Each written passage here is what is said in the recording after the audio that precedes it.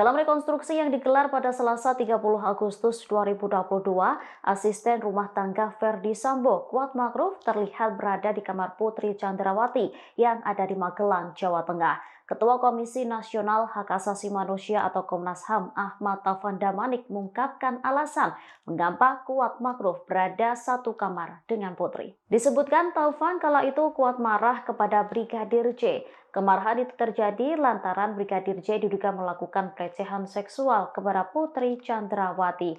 Bahkan ia sampai nekat mengancam mendiang dengan pisau. Setelah itu diperlihatkan dalam rekonstruksi, Kuat berada di sebuah kamar bersama Putri Chandrawati.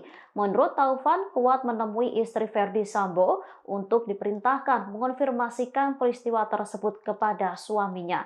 Pertemuan keduanya dilakukan seusai Brigadir J turun. Setelah selesai melakukan pembicaraan dengan Kuat Makruf, Putri kemudian memanggil lagi Brigadir J ke atas. Meski demikian, adegan pelecehan seksual yang dilakukan Brigadir J kepada Putri tak diperagakan. Pakar Hukum Universitas Al-Azhar Indonesia, Suparji Ahmad mengatakan, peristiwa penting yang melandasi motif tersebut seharusnya ikut diperlihatkan. Namun dalam reka ulang yang dilakukan, pemeran pengganti Brigadir J hanya duduk bersila di lantai, sementara di depannya Putri berbaring di atas kasur. Suparji kemudian mempertanyakan apakah adegan itu termasuk tindak pelecehan. Menurutnya sebuah reka adegan seharusnya memuat setiap peristiwa yang sebelumnya pernah terjadi.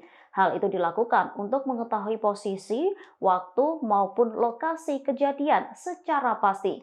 Namun karena adegan pelecehan yang diakui oleh Putri tersebut tak diperagakan, Suparji menilai akan semakin banyak timbul pertanyaan maupun spekulasi.